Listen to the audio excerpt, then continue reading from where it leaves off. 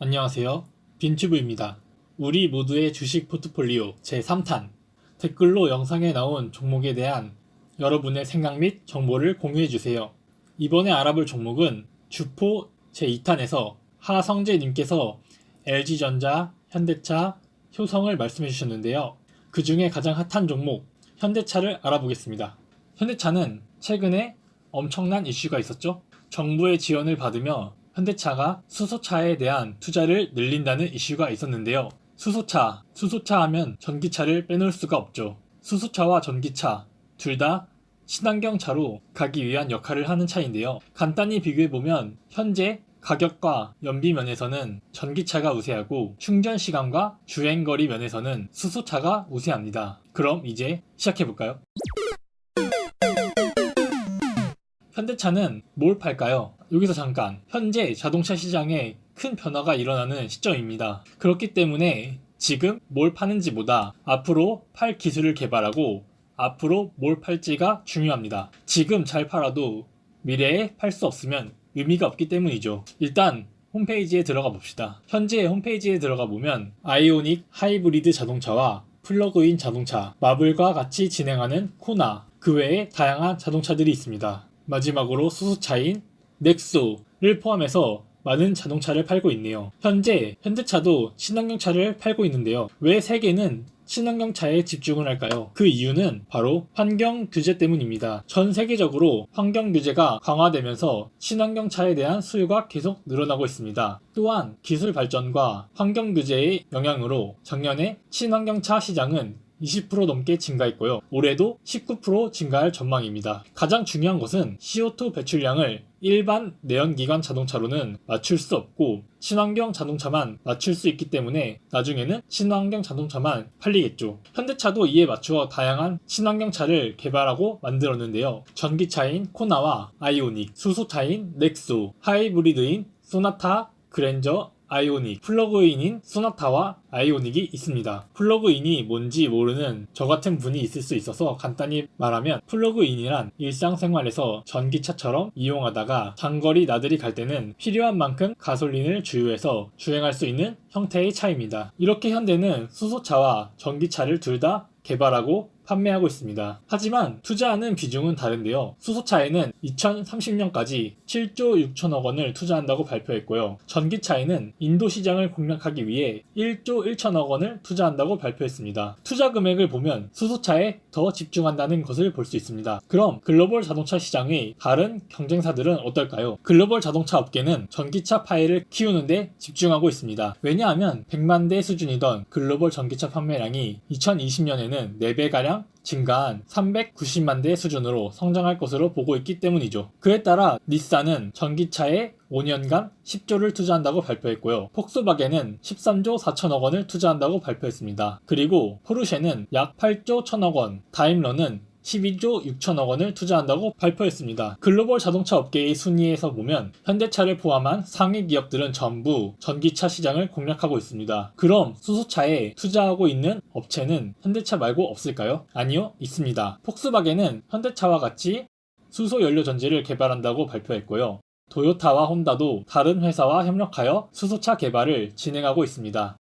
전기차는 상위 모든 기업이 하는 반면에 수소차를 주도적으로 개발하고 있는 회사는 도요타와 혼다, 그리고 현대차가 유일합니다. 그 중에 도요타가 2017년도 기준으로 2,700대로 세계의 기업 중에 수소차를 가장 많이 팔았습니다. 현대는 3위에서 시작하여 추격 중에 있고요. 아까 전기차는 100만 대가 팔렸고 2020년에는 390만 대가 팔릴 것으로 예상하는데 수소차는 이에 반해 18,000대로 차이가 많이 나는 것을 느낄 수 있습니다. 아무튼 이처럼 글로벌 자동차 기업들은 각자의 방식으로 미래의 친환경차에 대한 개발을 진행하고 있습니다. 다음으로 현대차는 과연 잘 팔까요? 그리고 잘 팔 수 있을까요? 우선 2019년 1월 20일 기준으로 현대차의 시총은 27조 1,359억 원입니다. 정말 어마어마하죠? 재무제표를 살펴보면 매출은 계속 증가하는 것을 볼 수 있습니다. 자동차 판매는 꾸준히 잘 되고 있다고 볼 수 있는데요. 영업이익과 당기순이익은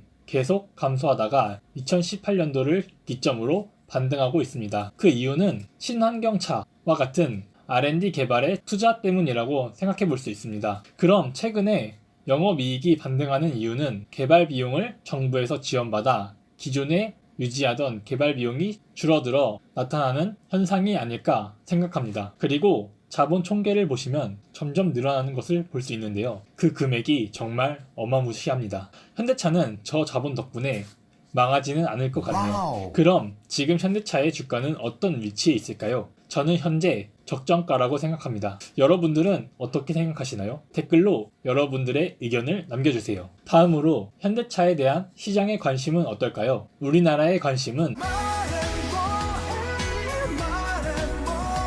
그럼 외인들의 관심은 어떨까요? 12월을 기점으로 외인들은 점점 비중을 줄여나가고 있는데요. 최근 개인들이 많이 사고 기관은 중립이라고 볼 수 있겠네요. 이제 차트를 봐봅시다. 2018년도에 하락하면서 11월부터 바닥을 찍고 반등해서 최고가와 최저가 사이에 있네요. 최근에 반등해서 오른 이유는 두 가지로 생각되는데요. 하나는 정부의 수소차 지원으로 현대차에 대한 기대와 수급이 들어왔기 때문이죠. 둘째는 현재가가 적정가로 판단되기 때문에 저 아래에서는 저평가로 오를 수밖에 없었네요. 그럼 그 전에는 왜 떨어졌을까요? 2018년도 후반기에 글로벌 시장의 영향을 받아서 떨어졌다고 판단됩니다. 이때 시장이 완전 폭락했잖아요. 그럼 앞으로는 어떻게 될까요? 기타 이슈 및 일정을 보면서 알아봅시다. 최근 정부에서 수소경제 활성화 주요 로드맵을 발표했는데요. 2018년도에 1만 8천 대인 수소차를 2022년도에는 8만 1,000대로 늘리고 2040년도에는 620만 대로 늘리는 계획을 발표했습니다. 그 외에도 충전소도 늘리고 수소 공급도 늘리고 수소 가격도 낮추려고 하는데요. 잠깐 현실적으로 생각해 봅시다. 수소차를 2022년도에 8만 대 가량으로 늘린다고 하는데요. 전기차는 2020년도에 390만 대를 바라보고 있습니다. 충전소도 생각해 보죠. 2022년도에 310개의 충전소가 있다고 생각해 봅시다. 현재 전국 주유소가 감소하고는 있지만 1만 개가 넘게 있습니다. 그래서 주변에서 편하게 이용할 수 있는데요. 310개로 현재의 30분의 1로 줄어들면 정말 너무 적다고 볼 수 있습니다. 2040년도에 1200개라 해도 한참 부족하죠. 사람들이 중요하게 보는 연비는 어떨까요? 지금 기준으로 보면 수소는 1kg당 8,000원, 전기는 1kW당 약 170원인데요. 동일 가격 8,000원에 따져보면 수소차는 8,000원에 약 96km를 갈 수 있고요. 전기차는 동일 가격에 약 260km를 갈 수 있습니다. 2022년도에는 수소 원료가 6,000원이 된다고 해도 전기차보다 연비가 확실히 떨어지네요. 저는 이런 점들을 종합해봤을 때 가솔린과 LPG가 떠올랐습니다. 현재 가솔린은 일반 차량에, LPG는 상업용 차량에 많이 사용되는데요. 미래의 전기차가 일반 차량이 되고 수소차가 상업용 차량이 되지 않을까 생각합니다. 그 이유는 현재 전기차와 수소차의 차이점 때문인데요. 주행거리는 미래에 거의 비슷해질 것으로 생각하고요. 일반 소비자들 관점에서 생각을 해보면 가격과 연비, 그리고 편의 면에서 전기차가 더 좋습니다. 충전은 주차장에서도 할 수 있기 때문에 시간이 너무 길지만 않으면 괜찮을 것 같고요. 반면 상업적으로 사용하는 버스나 대형 차량 같은 경우 장거리를 이동하기 때문에 중간중간 충전을 해야 합니다. 여기서 충전 시간이 너무 길면 이동하는데 시간이 더 걸리기 때문에 좋지 않습니다. 그리고 이동이 많기 때문에 연비 또한 중요하죠. 연비 부분에서는 전기차가 더 좋지만 정부의 지원으로 해결할 수 있다고 생각합니다. 이와 같은 이유로 전기차는 일반 소비자들에게, 수소차는 상업적인 용도로 발전하지 않을까 생각합니다. 여러분들은 어떻게 생각하시나요? 여러분들의 의견을 남겨주세요. 그럼 이제 투자자의 입장에서 현대차를 바라봅시다. 지금 주가는 적정가, 하지만 정부의 수소차 지원과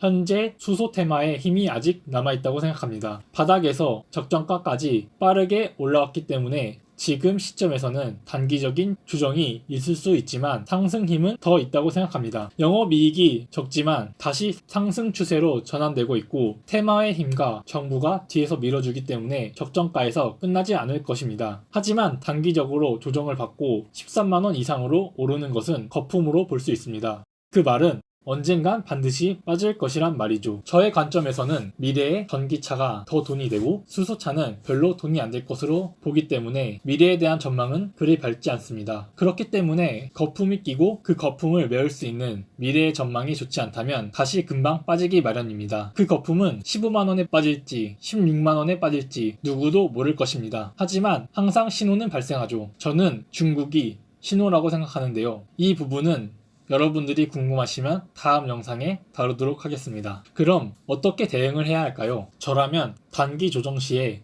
분할로 매수하고 시장의 신호를 지켜보면서 적정가 이상에서 분할 매도를 해볼 만하다고 생각합니다. 그럼 우리 모두 가치를 잘 판단해서 성공하는 투자합시다. 정보가 유익했다면 구독과 좋아요를 부탁드립니다.